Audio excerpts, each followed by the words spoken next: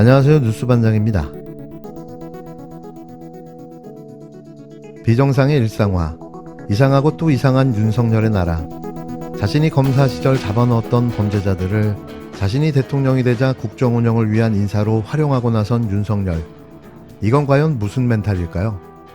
자신이 수사하며 검증한 범죄자들의 출중한 범죄 능력을 인정해 적재적소에 사용해먹겠다는 심산일까요?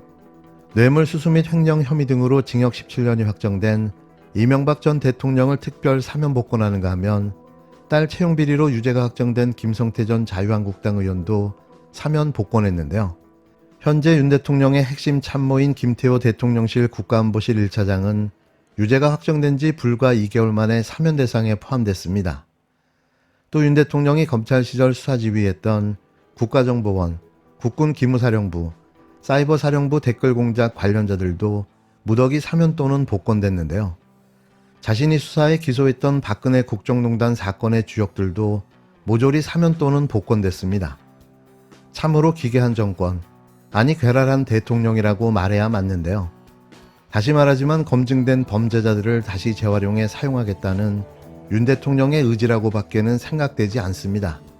윤석열 대통령이 어제 박근혜 전 대통령의 문고리 3인방 중 한 명으로 꼽혔던 정호성 전 청와대 부속비서관을 대통령실 시민사회수석실 3비서관으로 임명했습니다. 조국혁신당은 윤석열 대통령이 전광삼 시민사회수석을 임명한 당시 4.10 총선에서 성남 민심을 확인하고도 아직 정신을 못 차렸다. 윤 대통령 주변에는 그렇게 인재가 없느냐고 비판한 바 있습니다. 입이 아픕니다. 이쯤 되면 윤 대통령이 안쓰러워질 정도입니다. 아무리 쓸 사람이 없어도 탄핵당한 전직 대통령의 비서관을, 그것도 윤 대통령이 검사 시절 구속 수사하고 대통령이 되자마자 사면 복권해준 정비서관을 재활용합니까? 아나바다 정신이 윤석열 정부의 새로운 인사 원칙입니까?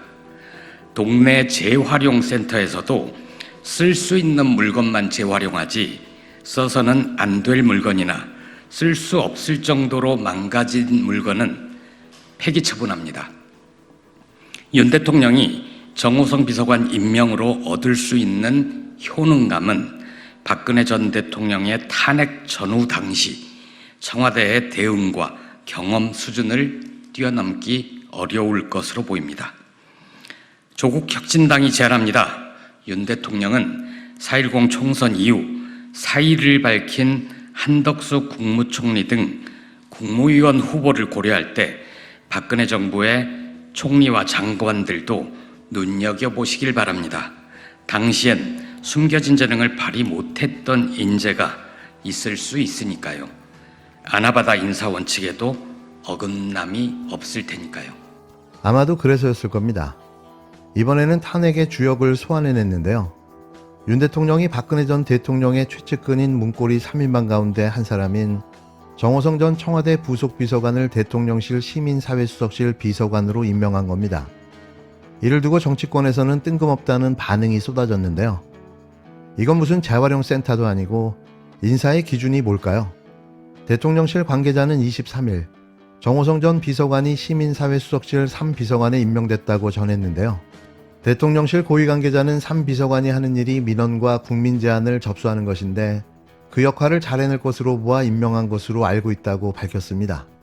그런데 정 비서관은 이른바 문고리 3인방으로 불리며 박근혜 전 대통령의 부속비서관을 지낸 최측근으로 국정농단 파문 당시 대통령 연설문 등 청와대 기밀문건을 최순실에게 유출한 혐의로 대법원에서 징역 1년 6개월형을 확정받고 2018년 5월 출소했던 인물인데요. 당시 윤석열 대통령은 국정농단 특검 수사팀으로 정 비서관을 구속해 기소했는데 이후 대통령 취임 첫 해인 2022년 12월 정 비서관을 특별 사면하고 복권 조치도 취했습니다.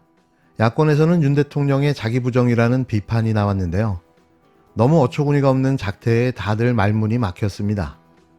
조국혁신당 조국 대표는 한 라디오와의 인터뷰에서 어젯밤에 보고 기가 막혔다는 입장을 내놓았는데요.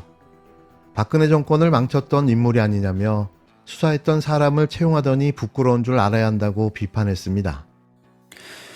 참 이해가 안 되는데 네. 이분의 경우도 사실은 국정농단에 관여돼 있었다라는 실형을 살고 나왔죠. 그렇죠. 그런 판단도 받았고 심지어는 수사를 누가 했죠?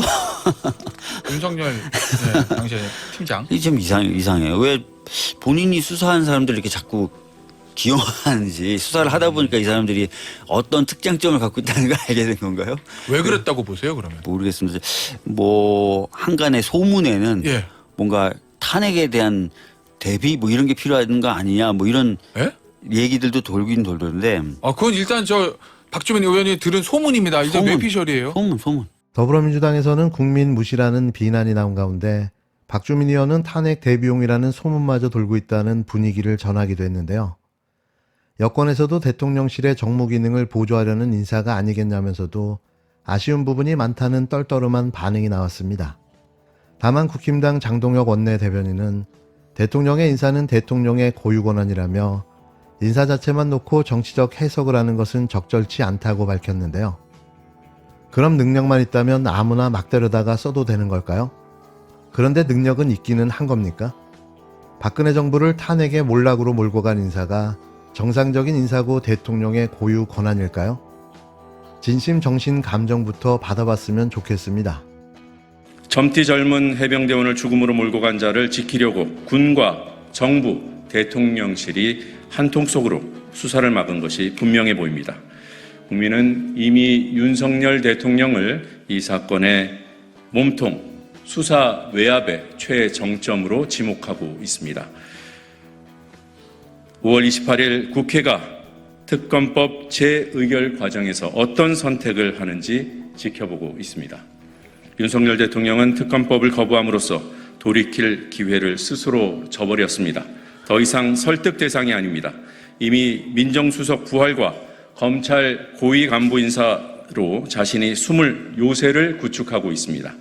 이번에는 박근혜 문고리 3인방으로 불리던 정호성 전 청와대 비서관을 대통령실로 불러들였습니다.